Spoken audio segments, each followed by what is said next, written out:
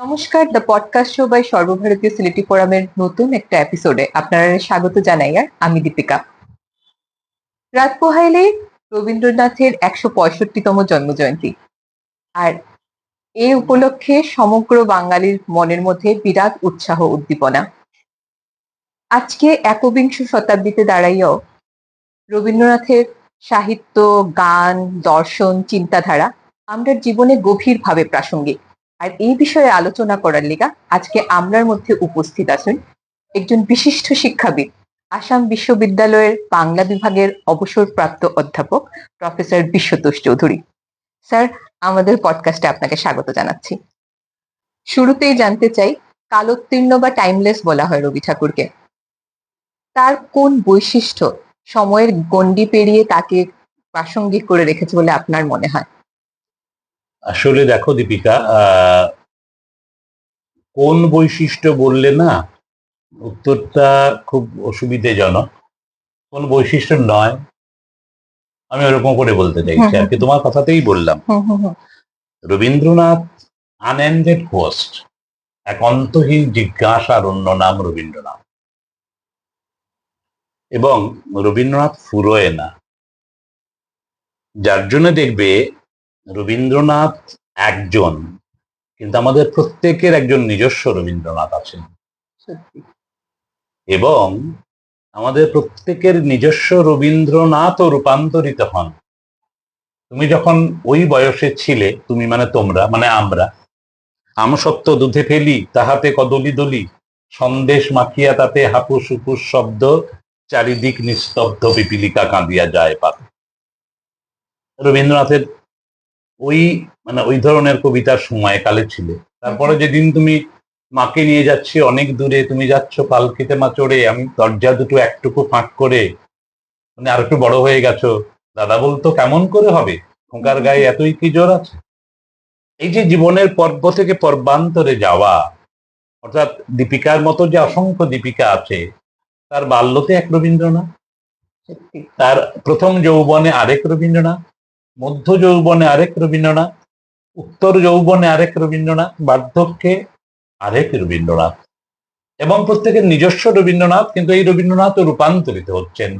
এই কথার মধ্যেই তো লুকিয়ে আছে তোমার প্রশ্নের উত্তর। অর্থাৎ রবীন্দ্রনাথ এমন একজন মানুষ, প্রথমত মানুষ। আমরা অনেকে তাকে মানে ঈশ্বর সমভেবে দুগ্ধুনো দেখে বড্ড দূরে সরিয়ে দিয়েছি নানা সময়। গুরুদেব বলে, গুরুদেব, হ্যাঁ গুরুদেব তো বটেই, বিশ্বকবি তো বটেই, কিন্তু তার পুজোর ছলে যেন আমরা তাকে ভুলে না থাকি।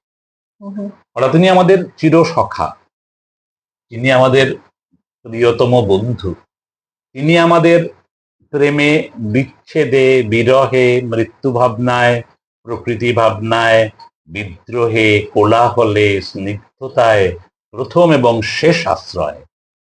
যার জন্যে তুমি খুব সুন্দর প্রশ্ন করেছ যে রবীন্দ্রনাথের প্রাসঙ্গিকতা একালে।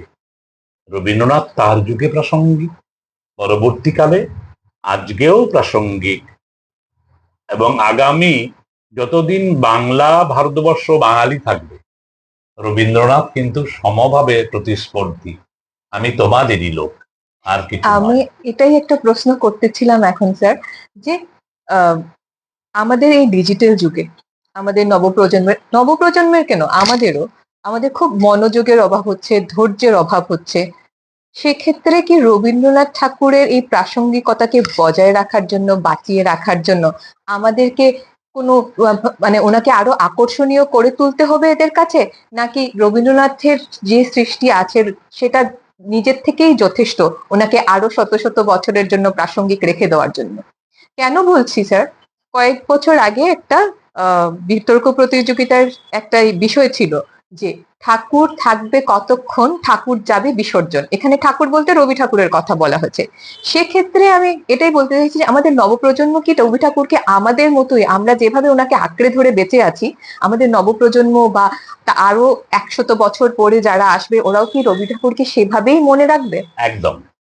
যেমন ধরো রিমেকের যুক্ত, এটা হেমন্ত থেকে শুরু করে, মান্না থেকে শুরু করে, পরবর্তীকালে 60-70 দশক থেকে প্রত্যেকের গান নিজের মতো করে গেয়ে নিজের মতো করে গিয়ে হেমন্তর গান আমি আমার মতো করে গাইলাম, কিন্তু হেমন্ত থাকলেন।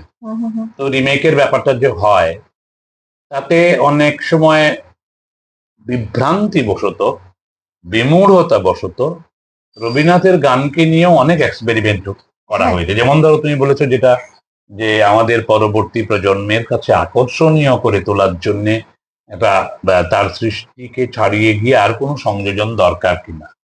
নচিকেতার মতো শিল্পী রবীন্দ্রনাথের একটা গান গেয়েছিলেন, এবং তাতে রবীন্দ্রনাথ ছিলেন, কিন্তু তার চেয়ে বেশি ছিলেন নচিকেতার ওই অলংকরণ।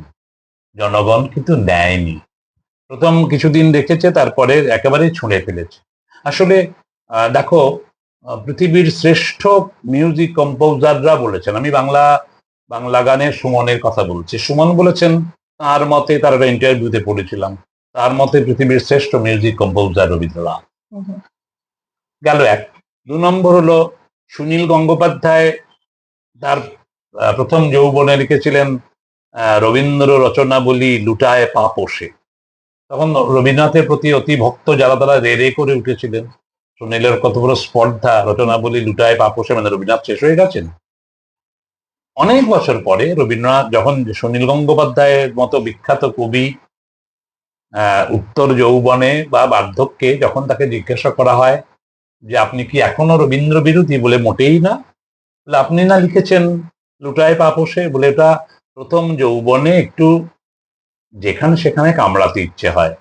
ফলে আমার মনে হলো স্যাটেলাইটের আলো পাবার জন্য কচু গাছে কেন, বট গাছেই ধাক্কা দিই। বলে আজকে যা বিশ্বাস করেন, বলে করি না, কারণ এখন জ্বর হলেও প্রলাপের মধ্যে রবীন্দ্রনাথের কবিতাই আসে। বুদ্ধদেব বসু রবীন্দ্রনাথের অনেক আগে, মানে রবীন্দ্র পরবর্তী যে পঞ্চকবি, বুদ্ধদেব বসু, জীবনানন্দ, সুধীন দত্ত, অমিয় চক্রবর্তী, প্রেমেন্দ্র মিত্র, চিন্ত কুমার সেনগুপ্ত। প্রেমেন্দ্র মিত্র তো লিখেই ছিলেন আমাদের পথ রুদি বসে আছে রবীন্দ্র ঠাকুর। কিংবা বুদ্ধদেব বসু খুব উন্নত নাসা এবং খুব খুব খুঁতখুঁতে, মানে সহজে ভালো বলতেন না। সেক্ষেত্রে রবীন্দ্র বিরোধিতা প্রচুর করেছেন। রবীন্দ্রনাথ বিরোধিতা মানে রবীন্দ্র সৃষ্টির বিরোধিতা, ব্যক্তি রবীন্দ্রনাথের নয়, করেছেন। কিন্তু সেই বুদ্ধদেব বসু বয়সের উপান্তে এসে বলেছেন, না গো, তোমাকে ছাড়া উপায় নেই। ফলে কবিতায় বলো, ছন্দবদ্ধ কবিতা রবীন্দ্রনাথ প্রচুর লিখেছেন, প্রচুর প্রচুর প্রচুর লিখেছেন। রবীন্দ্রনাথই প্রচলিত মাত্রাবৃত্ত অক্ষরবৃত্তের ছন্দের যে ছক, তাকে ভেঙে গদ্য ছন্দ, 7/5 ছন্দ, 8/6, 14 মাত্রার, এরকম করে করে সমস্ত ভেঙে গেলেন। আঙ্গিকের ক্ষেত্রে, কবিতার ক্ষেত্রে, বিষয়বস্তুর ক্ষেত্রে রবীন্দ্রনাথ কিন্তু আধুনিকতার সঞ্চারটা তিনিই করে গেছেন। উপন্যাসে বলো, ছোট গল্পে বলো, চিত্রশিল্পে বলো, প্রবন্ধে বলো, কিসে নয়।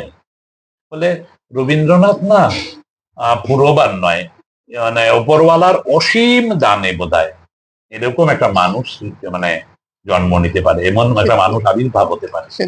এবং আমাদের যেন আমরা, আমাদের পরবর্তী প্রজন্ম, তোমরা আমাদেরকে রবীন্দ্রনাথকে বাঁচিয়ে রাখতে হবে না। মানে রবীন্দ্রনাথ এমনি বেঁচে থাকবেন।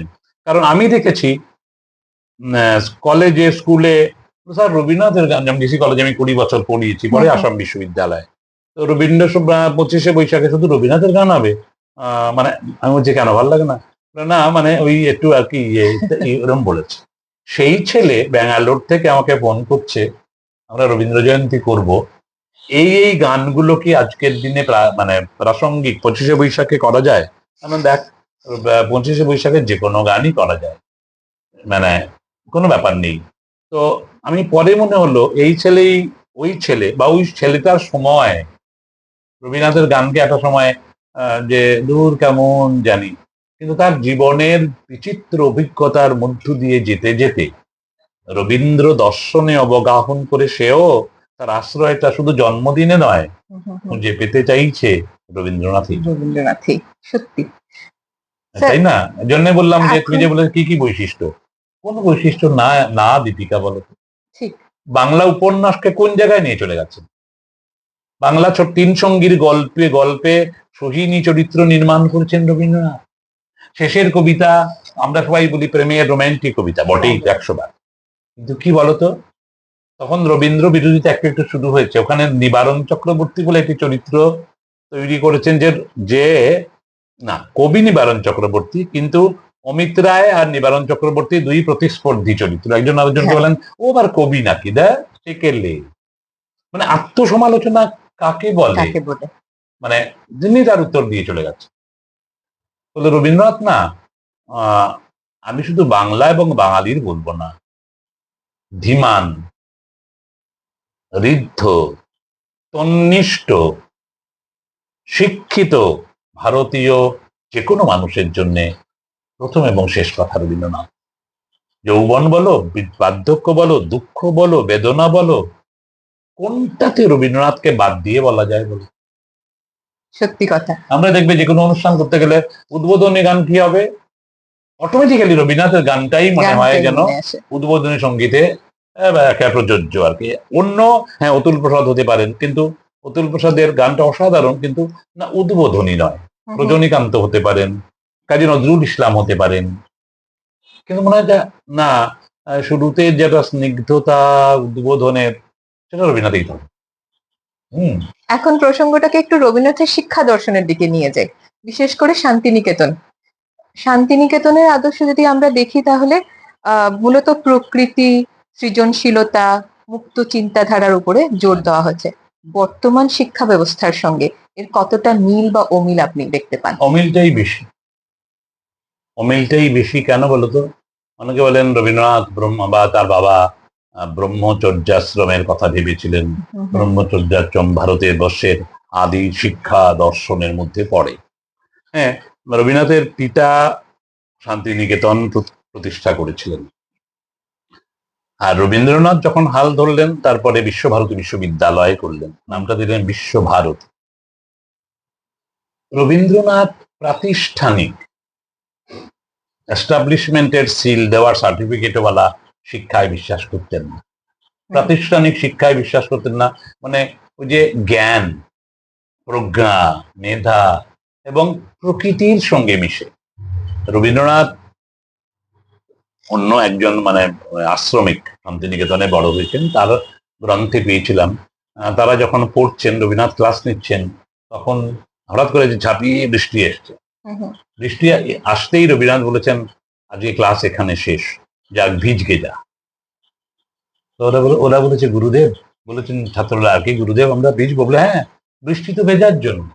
কারণ এই মানুষটাই তো লিখেছেন আন মৃদঙ্গ মুরজ মুরলী মধুরা, বাজাও শঙ্খ উলুরব কর বধুরা, এসেছে বর্ষা, এসেছে নবীনা বর্ষা। মানে প্রকৃতিকে এভাবে বরণ। জোড়াসাঁকো ঠাকুর বাড়ি আমাদেরকে শিখিয়েছে যে বর্ষা বরণ করে, বর্ষাকে নিয়ে উৎসব করা যায়, শরৎকে নিয়ে উৎসব করা যায়, বসন্তকে নিয়ে উৎসব করা যায়। তুমি জানো বসন্ত উৎসব রবীন্দ্রনাথের সময় কাল থেকেই এখন পর্যন্ত চলে আসছে। এবং শুধু আবির নিয়ে মানে বেলেলাপ্পানা নয়, বেলেলাপ্পানা আমরা করে ফেলেছি, কিন্তু আবিরে রাঙিয়ে গান গাইতে গাইতে পলাশ, শিমুল এগুলোকে, অশোকের মঞ্জুরি নিয়ে এগুলো হচ্ছে। ফলে প্রকৃতির সঙ্গে অ্যাটাচড হয়ে মানুষের যে স্বাভাবিক স্ফূর্তি লাভ, জীবনের সুকুমার বৃত্তির লাভ।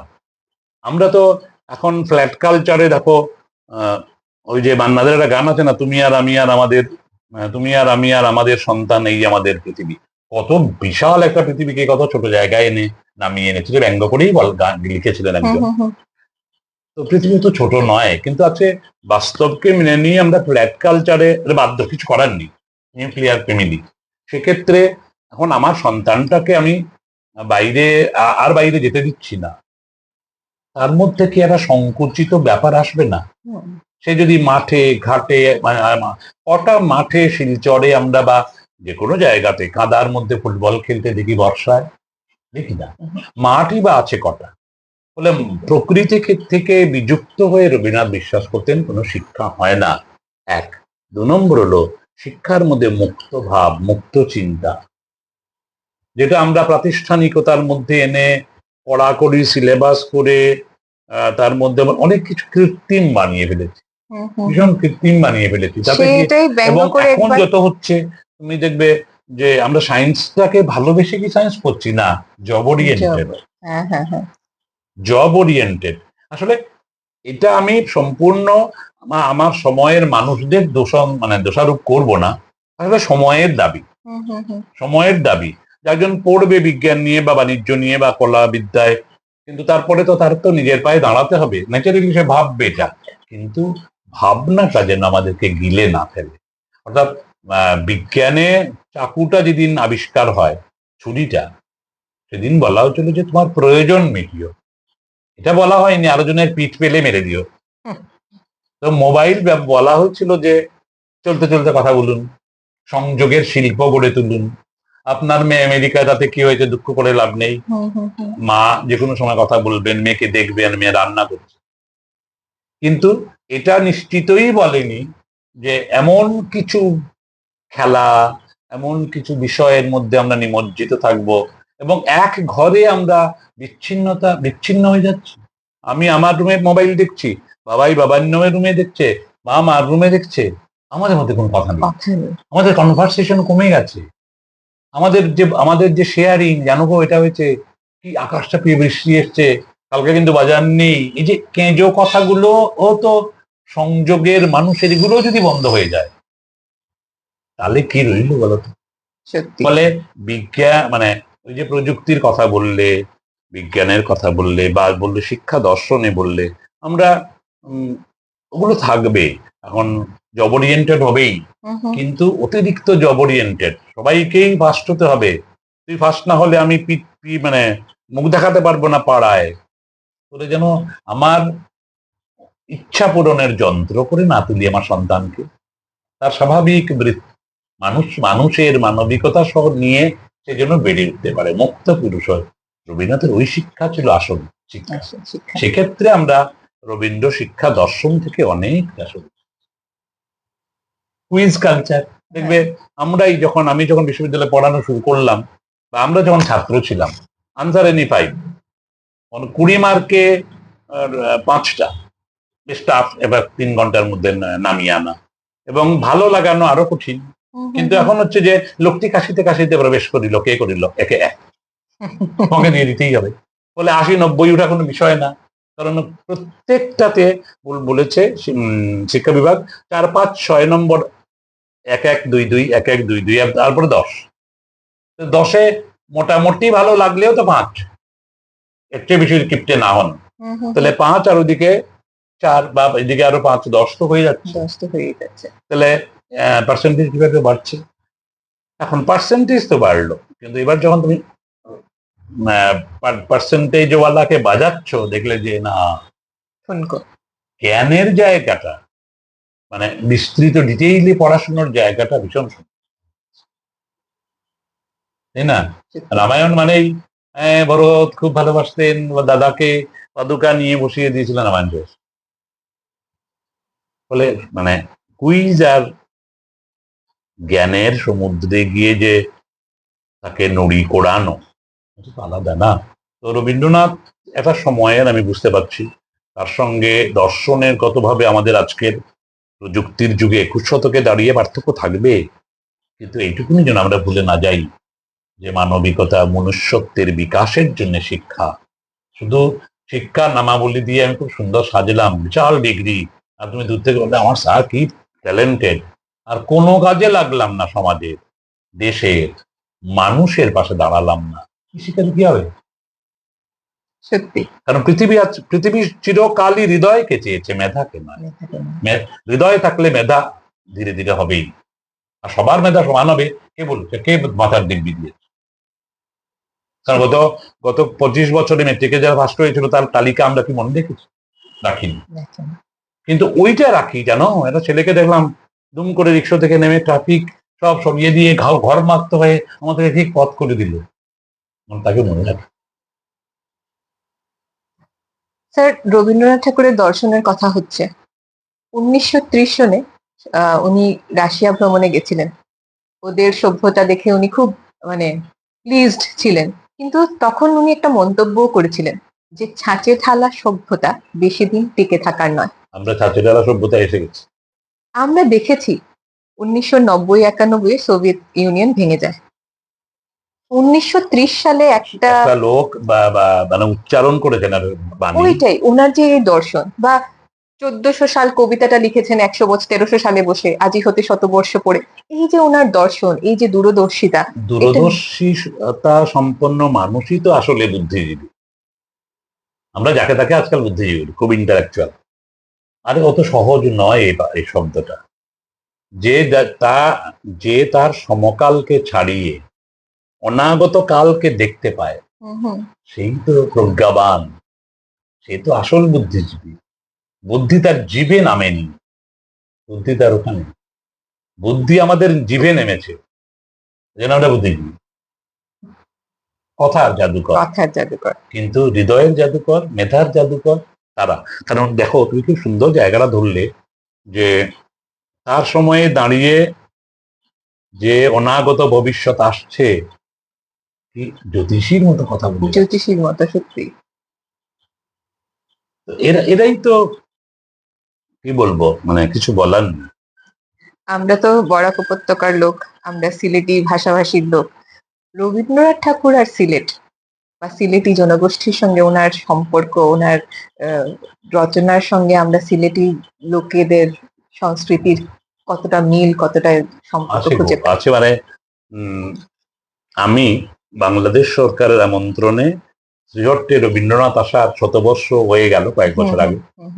আমি সিলেটে গেছিলাম, 5টা জায়গায় বক্তব্য রেখেছি। অনেকে এসেছিলেন, শুধু আমি নই, অনেকে এসেছিলেন। তো নানা জায়গায় আমি বলেছি, শ্রীহট্ট রবীন্দ্রনাথ নিয়েও বলেছি, বা পূর্ববঙ্গ রবীন্দ্রনাথ নিয়ে বলেছি, ইত্যাদি ইত্যাদি।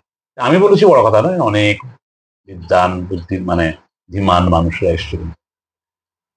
রবীন্দ্রনাথ শিলচরে আসার কথা ছিল, শেষের কবিতা উপন্যাসে শিলচর আছে, প্লাস আর ছড়াও আছে, শিলচরে হায় কিলচর খায় হোস্টেলে যত ছাত্র, হাজি মাল্লা দাড়ি মাল্লার বাকি একজন মাত্র।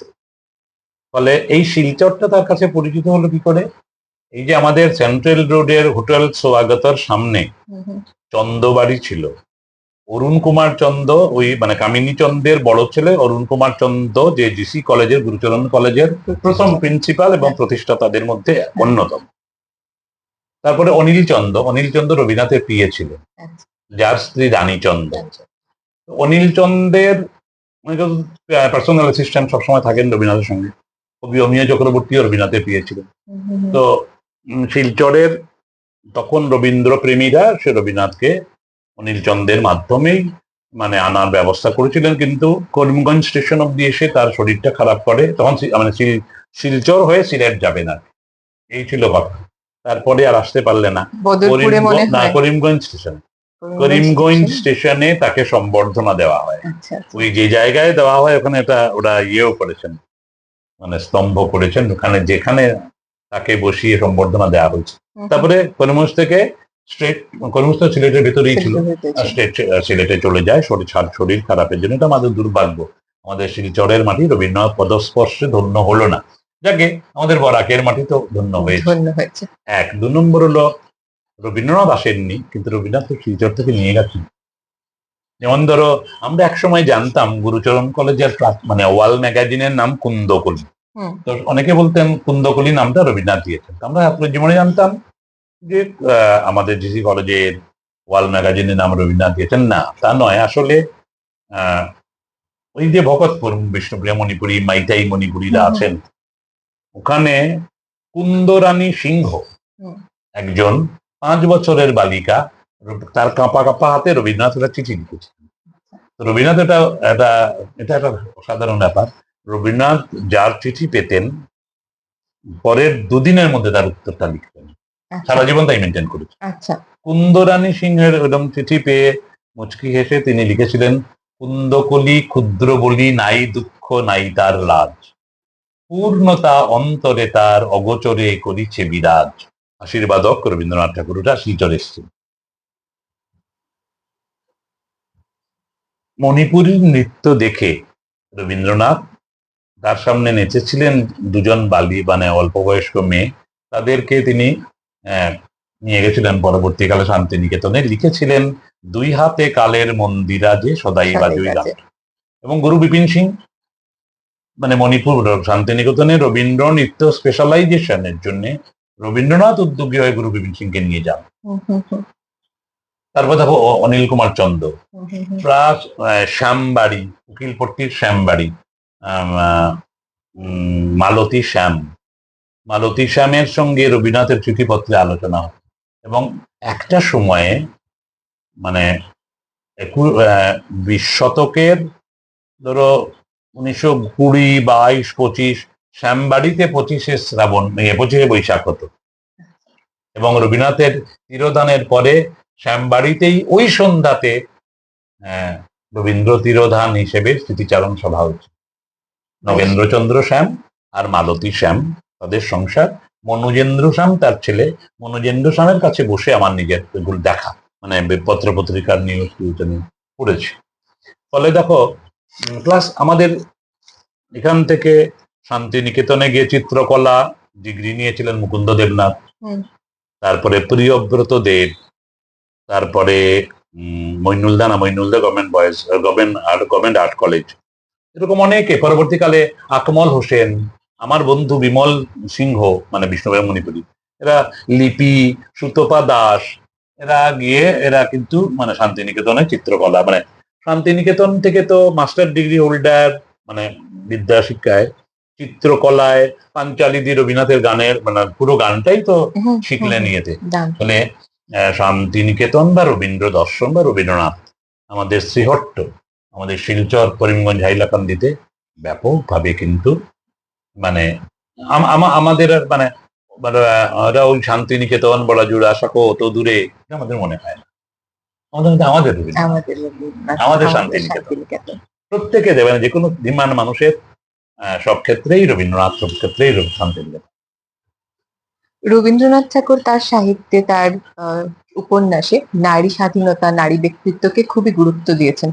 আজকের সমাজে তার এই ভাবনাগুলো কতটুকু প্রাসঙ্গিক? নারীকে আপন ভাগ্য জয় করিবার, কেন নাহি দিবে অধিকার হে বিধাতা, রবীন্দ্রনাথ উচ্চারণ করেছিলেন। আসলে দেখো, জোড়াসাঁকো ঠাকুর বাড়ি 19 শতকের নবজাগরণের অন্যতম একটা ভূমি। যে বাড়ি থেকে যখন আমাদের নারীরা ব্লাউজ পরতেন না, ওই বাড়ি থেকে ওই বাড়ির মেয়েরা ব্লাউজ পরে, শাড়ি পরে, ঘোড়ার গাড়িতে করে কলেজ যাওয়া শুরু করলেন। বেতুন কলেজে, ব্রেবন কলেজে। শিক্ষা বলো, সংস্কৃতি চেতনা বলো, ঘোড়ায় চড়া বলো, ইন্দিরা দেবী চৌধুরী ঘোড়া চালাতেন, হুম, চলতে জানতেন। হুম, হুম। ফলে নারীদের মুক্ত, মানে নারীর আত্মস্বাতন্ত্র, নারীর আত্মস্বাতন্ত্র তো ঠাকুর বাড়ি থেকেই উচ্চারিত হয়। রবীন্দ্রনাথ সূর্যের মতো বাংলার আকাশে, ভারতবর্ষের আকাশে যে দীপ্যমান বলে বাকিদের আমরা মানে ঢেকে ফেলেছেন, না হলে তো এই পরিবারের সিরিজ ওয়াইজ প্রত্যেকে এক একটা ফিগার, প্রত্যেকে একটা ফিগার, শিল্প, সাহিত্য, সংস্কৃতি চর্চায় মানে স্তম্ভ স্বরূপ এক একজন। আমি সময়ের কথা মাথায় রেখে অত বিস্তৃত যাচ্ছি না, হুম, হুম, হুম। কিন্তু নারী স্বাধীনতা তুমি বলো, চতুরঙ্গের নায়িকা, একদম। কিংবা বলো শেষের কবিতা, আগে শেষের বলেছিলাম কবিতা, শেষের লাবণ্য, হ্যাঁ। কবিতার কেটি মিত্তির, হ্যাঁ, যে কেটি মিত্তিরের সংলাপগুলো একটু দেখবে, তুমি জানো, হ্যাঁ, পড়েছো হ্যাঁ, পড়েছি। তো। বা 4 অধ্যায়, তার কোন নায়িকা নয়? বিনোদিনী চোখের বালি তে রবীন্দ্রনাথ বিনোদিনী সম্পর্কে বলছেন, উত্তপ্ত লৌহ কটাহে যেন টকবক করিয়া ফুটিতেছে। ফলে নারীকে নিয়ে এই বর্ণনা, নারীর এই স্বাধীনতা, শেষের কবিতায় অমিত রায়কে ভালোবেসে ছিল লাবণ্য। লাবণ্য, কিন্তু তার আগে কেটি মিত্তিরের সঙ্গে একটা প্রেম, এটা সংযোগ হয়েছিল, হুম, পরে কেটি মিত্তিরের সঙ্গে বিয়ে হল। ফলে দেখো, রেলগাড়ির কামরায় হঠাৎ দেখা, ভাবিনি সম্ভব হবে কোনোদিন, আগে ওকে বারবার দেখেছি ডালিম ফুলের মতো রাঙা, আজ পড়েছে কালো রেশমের কাপড়, আঁচল তুলেছে মাথায়। কিংবা একসময় পাশে বসে বললাম, রাতের সব তারাই আছে আমাদের, গেছে যেদিন একেবারেই ঠিক আছে। হুম, হুম, হুম। একটুকু রইলেন চুপ করে, তারপরে বললেন, রাতের সব তারাই আছে দিনের আলোর গভীর। কি কথা! প্রেমে, জাগরণে, ঈশ্বর ভাবনায়, সমস্ত ক্ষেত্রে নারীদের। অনেকে আমরা বাঙালিরা খুব আলটপকা মন্তব্য করতে ভালোবাসি। চায়ের আসলে জালমুখের মধ্যে যে কোনো সময় তোমার চর্চা, আমার চর্চা, শিল্পীর চর্চা, বাবার চর্চা করলে আমাদের একটু ভালো লাগে আর কি, মানে জালমুটের মতো স্বাদ দেয়। তো করতে করতে আমরা মানে লক্ষণ রেখা পেরিয়ে যাই। রবীন্দ্রনাথ অনেক প্রেম করেছেন, তার মিসেসকে ভালোই বাসেন, এই জন্য আমার খুব মাথা ব্যথা। তার মিসেসকে তিনি ভালোবাসলেন কি বাসলেন না, খুব মাথা ব্যথা। আরে মৃণালিনী দেবীকে যোগ্য সম্মান সারা জীবন দিয়েছেন। এবং তুমি যদি চিঠিপত্রের ভলিউম পড়ো, শেষের দিকের অনেকগুলো চিঠিপত্রের ভলিউম আছে শুধু মৃণালিনী দেবীকে লেখা, পূর্ববঙ্গের জমিদারি থেকে লিখছেন, শিলাইদহ থেকে। এবং মৃণালিনী দেবীর প্রত্যেকটা চিঠিতে লেখা ভাই মৃণাল, আর নিচে তোমার রবীন্দ্রনাথ, তোমার রবি কিংবা তোমার রবীন্দ্রনাথ, ভাই মৃণাল। মৃণালিনী দেবীর যতটা দুঃখ ছিল না আমরা বাঙালিরা তার চেয়ে বেশি দুঃখিত মৃণালিনী দেবীর জন্য। রবীন্দ্রনাথ আরে হয় নাকি এটা? আমি বলছি না রবীন্দ্রনাথ সন্ন্যাসী, কিন্তু ওই কুক্ষিগত ভালোবাসার মধ্যে মৃণালিনীকে দেখিয়ে আমরা দাম্পত্য জীবনে খুব সুখী বলে বেড়ালে কি সুখী হওয়া যায়? দেখালে আমরা তো ওখানে যাও। আর পারস্পরিক শ্রদ্ধা যদি না হতো তাহলে মৃণালিনী দেবী কি শান্তিনিকেতনের হাল ধরতেন? একটা সময় তো ধরেছিলেন, বড় ছেলে রবীন্দ্রনাথের পাশে দাঁড়িয়ে। তারপরে আমেরিকা গেছেন, ওখানে ভিক্টোরিয়া ওকাম্পো তাকে পরিচর্যা, মানে রবীন্দ্রনাথ খুব অসুস্থ ছিলেন, পরিচর্যা করেছেন, তাকে ভালোবেসেছেন, ঠিক আছে, মৃণালিনী দেবীকে ভুলে গিয়ে তো নয়। এবং বিজয়া বলে ডাকতেন, পুরবী কাব্যগ্রন্থ ভিক্টোরিয়া ওকাম্পোকে তিনি উৎসর্গ করেছেন। তো ওটা দিয়ে এভাবে কোনো মহৎ ব্যক্তির বা যে কোনো ব্যক্তিরই প্রেমকে এই পাল্লায় তুলে 500 না 700 ওজন করার কোনো মানে হয় না। কারণ রবীন্দ্রনাথ চিরকালই নারীর কে, হ্যাঁ কন্ট্রাডিকশন আছে কিছু ক্ষেত্রে, সেটা বলবো। যেমন ধরো নিজের কন্যাকে পণ দিয়ে বিয়ে দিয়েছেন, পণ সম্পূর্ণটা দেয়া হয়নি বলে মেয়েকে দেখতে গেছেন, মেয়ের বর রবীন্দ্রনাথ শ্বশুরমশাইকে বাড়ি থেকে বের করে দিয়েছে এবং বেরিয়ে আসছেন সময় চোখ দিয়ে জল পড়ছে। এখন প্রশ্ন হলো তাহলে রবীন্দ্রনাথ আপনি কেন, আপনি তো পণের বিরোধিতা করেছেন, আপনার সাহিত্যে তো পণের আপনি কেন দিলেন? আপনি কেন দিলেন এর উত্তর কি এটা হতে পারে? আমার মনে হয় হতে পারে। শাহজাহানকে যখন জাহানারা বলেছিলেন, গিরিশ ঘোষের নাটকের কথা বলছি, যে পিতা আপনি ভুলে গেছেন, আপনি বাংলার দুর্দণ্ড প্রতাপ নবাব। তো শাহজাহান বলেছিলেন আমি যে পিতা, নবাব হতে পারি, আমি যে পিতা। রবীন্দ্রনাথ তার কন্যার সুখের জন্য হয়তো মেনে নিয়েছিলেন। তার মানে এই নয় যে আমি যা লিখেছি আমার যাপনে তা নেই, তা নয়, পরিস্থিতির হয়তো। হ্যাঁ। এবং নারীকে আমি তো বললাম যে দেখো, মেঘনাদ বধকাব্যে মাইকেল বলেছিলেন প্রথম যে পশিব লঙ্কায় আজি নিজ ভুজ বলে, দেখিব কেমনে মরে নিবারে নিমনি, দানব নন্দিনী আমি রক্ষকুল বধূ, রাবণ শ্বশুর মম মেঘনাদ স্বামী, আমি কি ডোরাই সুখে ভিখারি রাখবে। প্রথম নারী উচ্চারণ করে পুরুষের কবিতায়, বলে আমি দানব নন্দিনী, আমার বাবাকে বাদ দিয়ে আমার শ্বশুর মশাই নয়। পরবর্তীকালে রবীন্দ্রনাথ বলছেন আপন ভাগ্য জয় করিবার কেন নাকি দিবে অধিকার। কিংবা বলছেন একটা গল্প লেখো শরৎবাবু, বাংলাদেশের মেয়ে সাধারণ গল্প,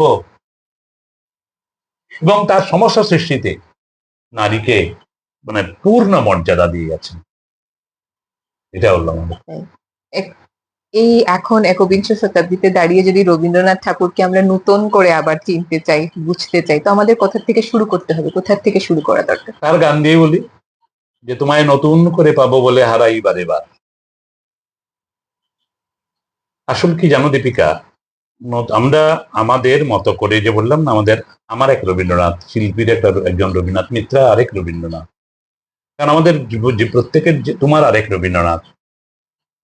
আমাদের প্রত্যেকের জীবন, মানুষের জীবন, আমাদের সুখের অনুভূতি, দুঃখের অনুভূতি, কিন্তু তার চেহারাটা পাল্টানো। আমারটা শিল্পীর নয়, শিল্পীরটা মিত্রার নয়, মিত্রাটা দীপিকার নয়, মানে হওয়ার কথা নয়। ওইখানে আমরা একটা নিজস্ব প্রিয় সখা নির্মাণ করি, যাকে নির্ভর করা যায়, রবীন্দ্রনাথ। তো সেক্ষেত্রে কি জানো, যে তাকে নতুন করে আর বিনির্মাণের কোনো প্রয়োজন নাই। আমি সেক্ষেত্রে নই রবীন্দ্রনাথ যা আছেন তাই দিয়েই আমরা যদি পড়ি, রবীন্দ্রনাথকে জানি, রবীন্দ্রনাথের চিঠিপত্র পড়ি, কবিতা যে আমাকে বুঝতেই হবে, মাস্টারমশাইয়ের মতন ব্যাখ্যা করতে হবে, কে বলেছে? আমার ভালো লাগলে পড়বে, নাহলে পড়বো না। আমার যে যে কবিতা ভালো লাগে সেটা পড়বো। আমার যে গান গাইতে আমি আমার মতো করে গাইবো, কি হয়েছে? ফলে তুমি এই জন্য দেখবে এই বিশাল ভান্ডারের মধ্যে না আর বিনির্মাণ মানে ডিকনস্ট্রাকশনের কোনো প্রয়োজন নেই। যিনি আছেন তিনি যেন একেবারে আমাদের অন্তরস্থিত বেদনায় বেদনায় বেদনায় আঘাতে আঘাতে আমার ব্যথার পূজা হলো সমাপন, যেন ওই জায়গায় যেন দাঁড়িয়ে থাকেন, তাহলেই হলো। স্যার, আপনাকে ধন্যবাদ আজকের এই মননশীল আলোচনার জন্য। শেষ করার আগে আপনাকে অনুরোধ করব একটি কবিতা দিয়ে যদি আপনি শেষ করেন, রবি ঠাকুরের কোনো একটা কবিতা। আমরা তো দুইজনই আলোচনা চর্চা যেটা করলাম যে তুমি আমাদেরই লোক, এই জন্যে গোটাটা করছি না সময়ের কথা ভেবে। ওই যে পরিচয় কবিতা, একদিন তরিখানা থেমেছিল এই ঘাটে লেগে, বসন্তের নূতন হাওয়ার বেগে। তোমরা শুধাই ছিলে মোরে ডাকি, পরিচয়ে কোনো আছে নাকি, যাবে কোনখানে? আমি শুধু বলেছি কে জানে। নদীতে লাগিল দোলা, বাঁধনে পড়িল টান, একা বসে গাহিলাম যৌবনের বেদনার গান।